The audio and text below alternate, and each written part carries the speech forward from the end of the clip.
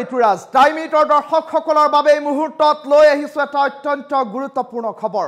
এখন চলন্ত ৰেলত এতিয়া আল্লাহৰ ফৰিস্তা হৈ আহিল এইগৰাকী আখিৰুজ্জামানে এগৰাকী প্ৰকৃতিক চলন্ত ৰেলতে প্ৰসৱ কৰোৱাৰ দৰে ঘটনা সংঘটিত হৈছে আৰু তাৰ পাছত এতিয়া ৰাজ্যজুৰি চৰ্চিত হৈ পৰিছে আখিৰুজ্জামান নামৰ এইগৰাকী মহানুভৱ চিকিৎসক, যিগৰাকী চিকিৎসক ছাত্ৰ GMCHৰ MBBSৰ ছাত্ৰ বুলি জানিব পৰা গৈছে। গুৱাহাটীৰ পৰা ধুবুৰী অভিমুখে যোৱা এখন ৰেলত যাত্ৰা কৰিছিল এইগৰাকী আখিৰুজ্জামান আহমেদ নামৰ চিকিৎসকে আৰু তাৰ পাছতে ৰেলখনত যাত্ৰা কৰি থকা দবাটোত এগৰাকী প্ৰসূতিৰ আৰম্ভ হৈছিল প্ৰসৱ বেদনা আৰু তাৰ পাছতে মহানুভৱতাৰ পৰিচয় দেখুৱালে, মানৱ ধৰ্ম পালন কৰিলে আখিৰুজ্জামান আহমেদ নামৰ এইগৰাকী চিকিৎসক ছাত্ৰই আৰু তাৰ পাছতে ৰাজ্যজুৰি এতিয়া চৰ্চিত হৈছে আখিৰুজ্জামান। চলন্ত ৰেলত সন্তান প্ৰসৱ প্ৰসূতিৰ চলন্ত ৰেলত আল্লাহৰ ফৰিস্তা হৈ আহিল আখিৰুজ্জামান আহমেদ। GMCHৰ MBBSৰ ছাত্ৰ আখিৰুজ্জামান আহমেদৰ মহানুভৱতাক এতিয়া একেমুখে শলাগিছে সকলোৱে।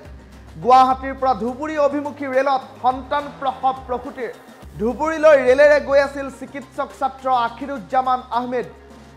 ধুবুৰীৰ নিজৰ ঘৰলৈ গৈ থকাৰ সময়ছোৱাতে ৰেল যাত্ৰাৰ সময়তে দবাটোৰ ভিতৰত এগৰাকী প্ৰসূতিৰ আৰম্ভ হৈছিল প্ৰসৱ বেদনা। ৰেলৰ ভিতৰতে আছুতীয়া ব্যৱস্থা কৰি আখিৰুজ্জামানে দেখুৱালে মানৱীয়তা আৰু মানৱ ধৰ্ম পালন কৰি আখিৰুজে প্ৰসৱ কৰোৱালে এটি সন্তান। চলন্ত ৰেলত সন্তান প্ৰসৱ কৰোৱাই ৰাজ্যজুৰি চৰ্চিত হৈছে আখিৰুজ্জামান আহমেদ। টাইমেটৰ সোঁফালৰ স্ক্ৰীণত এই মুহূৰ্তত দেখুৱাই থকা ব্যক্তিগৰাকীলৈ মন কৰক, এইগৰাকী আখিৰুজ্জামান এতিয়া সৰ্বত্ৰ চৰ্চিত হৈ পৰিছে। গুৱাহাটী চিকিৎসা মহাবিদ্যালয় হাস্পাতালৰ এইগৰাকী MBBSৰ ছাত্ৰ অসম সন্তান আখিৰুজ্জামান আহমেদ। আখিৰুজ্জামান আহমেদৰ ঘৰ ধুবুৰীত বুলি জানিব পৰা গৈছে। গুৱাহাটীৰ পৰা ৰেল যোগে ধুবুৰীলৈ যাত্ৰা কৰিছিল আখিৰুজ্জামান আহমেদে আৰু আখিৰুজ্জামান আহমেদে ঘৰলৈ যাত্ৰা কৰি থকাৰ সময়ছোৱাতে ৰেলখনৰ দবাত এগৰাকী প্ৰসূতিয়ে প্ৰসৱ বেদনাত চটফটাই আছিল আৰু সেই দৃশ্য দেখি মহানুভৱতাৰ পৰিচয় দিলে এইগৰাকী আখিৰুজ্জামান আহমেদে। আখিৰুজ্জামান আহমেদে ৰেলৰ ভিতৰত আছুতীয়াকৈ প্ৰসূতিগৰাকীক প্ৰসৱ কৰোৱালে সন্তান আৰু তাৰ পাছতে সৰ্বত্ৰে এতিয়া এইগৰাকী আখিৰুজ্জামান আহমেদ চৰ্চিত হৈ পৰিছে। সমান্তৰালকৈ গুৱাহাটী চিকিৎসা মহাবিদ্যালয়ৰ MBBSৰ ছাত্ৰ আখিৰুজ্জামানক লৈ এতিয়া সমগ্ৰ ৰাজ্যৰ প্ৰতিগৰাকী সচেতন লোক প্ৰশংসাত গদগদ হৈ পৰা পৰিলক্ষিত হৈছে। টাইমেটৰ পোনপটীয়া সম্প্ৰচাৰৰ মাধ্যমত আপুনিও কমেণ্ট ছেকশ্যন যোগে আখিৰুজ্জামান আহমেদক জনাব পাৰিব শুভেচ্ছা। আখিৰুজ্জামান আহমেদৰ এক্সক্লুচিভ মন্তব্য কেৱল টাইমেটৰ হাতত। টাইমেটৰ দৰ্শকসকলক এই মুহূৰ্তত প্ৰথমটো প্ৰতিক্ৰিয়া শুনাই ল'ব খুজিছোঁ। ফাৰ্ষ্ট মানে মই প্ৰি ফাইনেল এক্সামৰ পিছত মানে ঘৰত উভতি আহিছিলোঁ, মানে গৈ আছিলোঁ ট্ৰেইনেদি। তো ধুবুৰীৰ পৰা গুৱাহাটীৰ পৰা ধুবুৰীলৈ গৈ আছিলোঁ।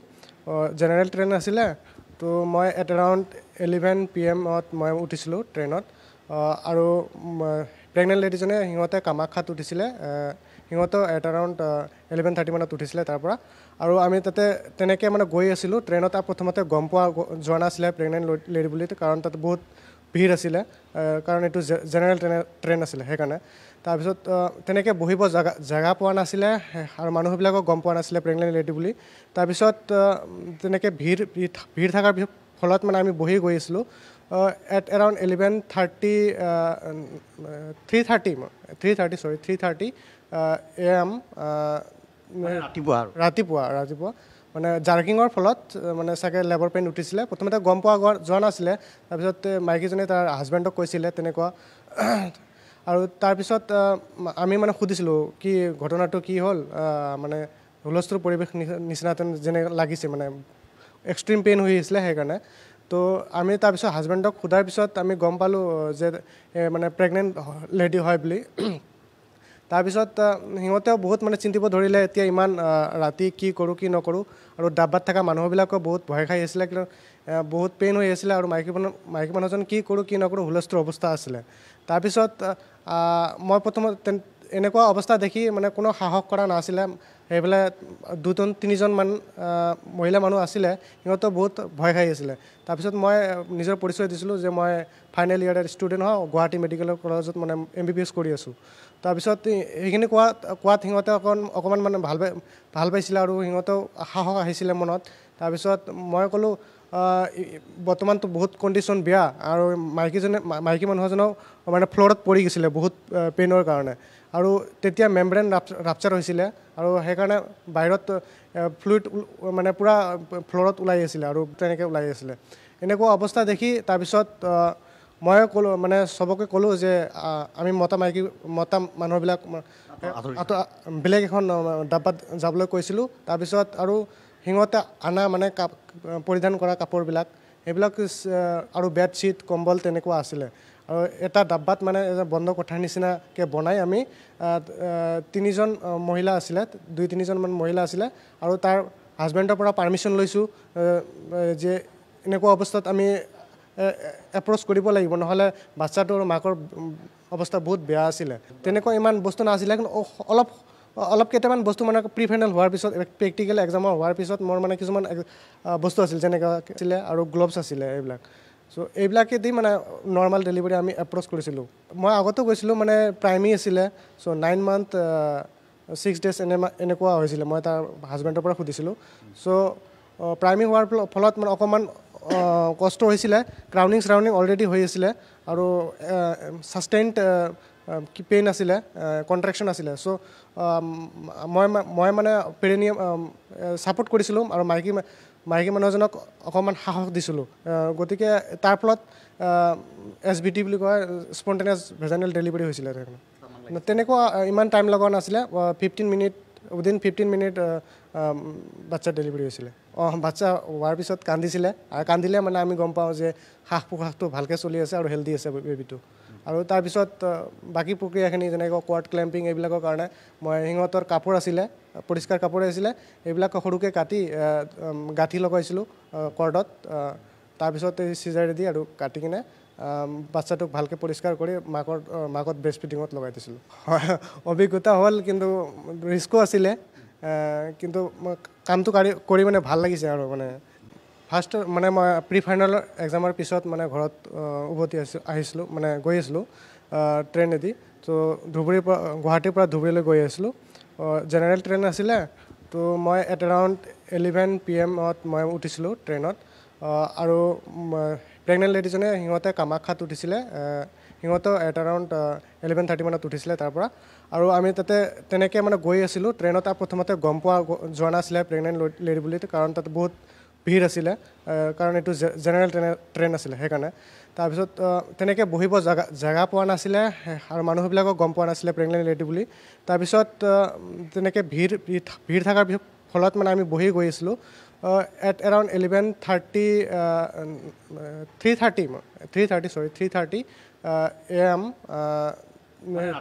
ৰাতিপুৱা মানে জাৰ্কিঙৰ ফলত মানে চাগে লেবাৰ পেইন উঠিছিলে প্ৰথমতে গম পোৱা যোৱা নাছিলে তাৰপিছত মাইকীজনে তাৰ হাজবেণ্ডক কৈছিলে তেনেকুৱা আৰু তাৰপিছত আমি মানে সুধিছিলোঁ কি ঘটনাটো কি হ'ল মানে হুলস্থুল পৰিৱেশ নিচিনা যেনে লাগিছে মানে এক্সট্ৰিম পেইন হৈ আহিছিলে সেইকাৰণে তো আমি তাৰপিছত হাজবেণ্ডক সোধাৰ পিছত আমি গম পালোঁ যে মানে প্ৰেগনেণ্ট লেডি হয় বুলি তাৰপিছত সিহঁতেও বহুত মানে চিন্তিব ধৰিলে এতিয়া ইমান ৰাতি কি কৰোঁ কি নকৰোঁ আৰু ডাব্বাত থকা মানুহবিলাকেও বহুত ভয় খাই আছিলে কিন্তু বহুত পেইন হৈ আছিলে আৰু মাইকী মানুহজন কি কৰোঁ কি নকৰোঁ হুলস্থুল অৱস্থা আছিলে তাৰপিছত মই প্ৰথমতে এনেকুৱা অৱস্থা দেখি মানে কোনো সাহস কৰা নাছিলে সেইফালে 2-3জনমান মহিলা মানুহ আছিলে সিহঁতেও বহুত ভয় খাই আছিলে তাৰপিছত মই নিজৰ পৰিচয় দিছিলোঁ যে মই ফাইনেল ইয়াৰৰ ষ্টুডেণ্ট হওঁ গুৱাহাটী মেডিকেল কলেজত মানে MBBS কৰি আছোঁ তাৰপিছত সেইখিনি কোৱাত সিহঁতে অকণমান মানে ভাল পাইছিলে আৰু সিহঁতেও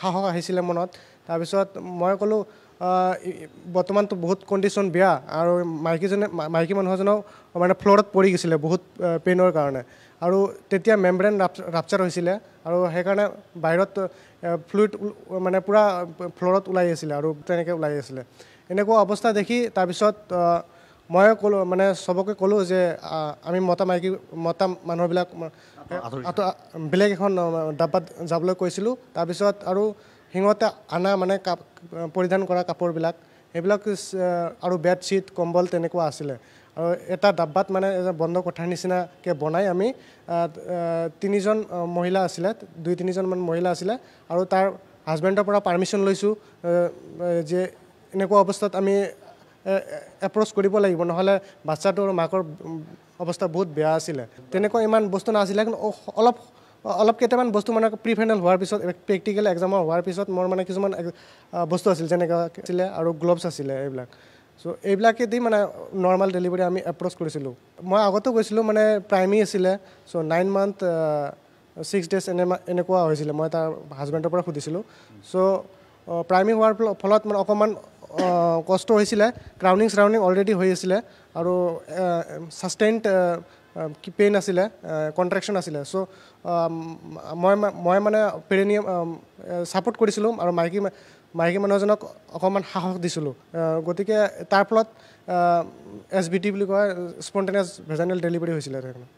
তেনেকুৱা ইমান টাইম লগা নাছিলে, 15 মিনিট, উইদিন 15 মিনিট বাচ্চাৰ ডেলিভাৰী হৈছিলে। বাচ্চা হোৱাৰ পিছত কান্দিছিলে, আৰু কান্দিলে মানে আমি গম পাওঁ যে শ্বাস প্ৰশ্বাসটো ভালকৈ চলি আছে আৰু হেল্ডি আছে বেবীটো। আৰু তাৰপিছত বাকী প্ৰক্ৰিয়াখিনি যেনেকৈ কোৱাৰ্ড ক্লেম্পিং এইবিলাকৰ কাৰণে মই সিহঁতৰ কাপোৰ আছিলে, পৰিষ্কাৰ কাপোৰ আছিলে, এইবিলাক সৰুকৈ কাটি গাঁঠি লগাইছিলোঁ কৰ্ডত। তাৰপিছত এই চিজাৰেদি আৰু কাটি কিনে বাচ্চাটোক ভালকৈ পৰিষ্কাৰ কৰি মাকত ব্ৰেষ্ট ফিডিঙত লগাই দিছিলোঁ। হয়, অভিজ্ঞতা হ'ল, কিন্তু ৰিস্কো আছিলে, কিন্তু কামটো কৰি মানে ভাল লাগিছে আৰু মানে।